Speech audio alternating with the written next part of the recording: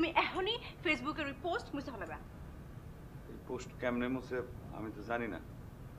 Post করতে পারছো, মুছতে পারো না? না, ওই কিছুদিন আগে আমার এক খালাতো ভাই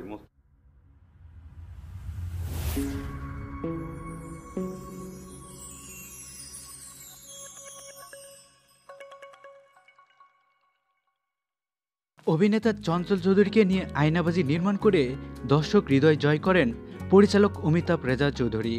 তারপর নতুন কোনো চলচ্চিত্রে এই জুটিকে দেখা যায়নি। এবার এই নির্মাতা নির্মাণ করতে যাচ্ছেন ওয়েব ভিত্তিক চলচ্চিত্র মুন্সিগিরি নামে। এই চলচ্চিত্রে অভিনয় করবেন চঞ্চল চৌধুরী। তাদের সফরসঙ্গী হয়েছেন চিত্রনায়িকা পূর্ণিমা।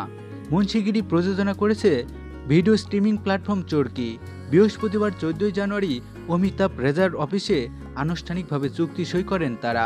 এই সময় উপস্থিত ছিলেন অভিনয় শিল্পী চঞ্চল চৌধুরী, পূর্ণিমা, অমিতাভ রেজা চৌধুরী, চরকির প্রধান নির্বাহী রেদন রনি সহ অনেকেই। প্রথম সিনেমার গল্প সরকারি কর্মকর্তার মৃত্যুর রহস্য তদন্ত করবেন পুলিশের গোয়েন্দা মাসুদ মুন্সি। এই চরিত্রে অভিনয় করবেন চঞ্চল চৌধুরী। নিহত কর্মকর্তার স্ত্রী সুরাইয়া চরিত্রে দেখা যাবে পূর্ণিমাকে। এই অভিনেতা বলেন, নতুন কিছুর জন্য অধীর হয়ে বসে থাকি।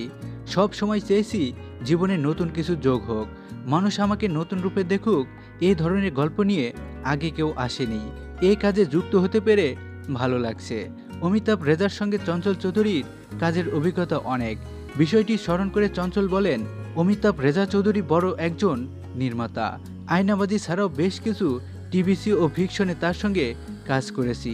তার প্রতি আমার আস্থা বিশ্বাস রয়েছে। আশা করছি ভালো কিছু হবে। কথা সাহিত্যিক শিবব্রত বর্মনের উপন্যাস মৃতরাও কথা বলে অবলম্বনে নির্মিত হচ্ছে মুন্সিগিরি।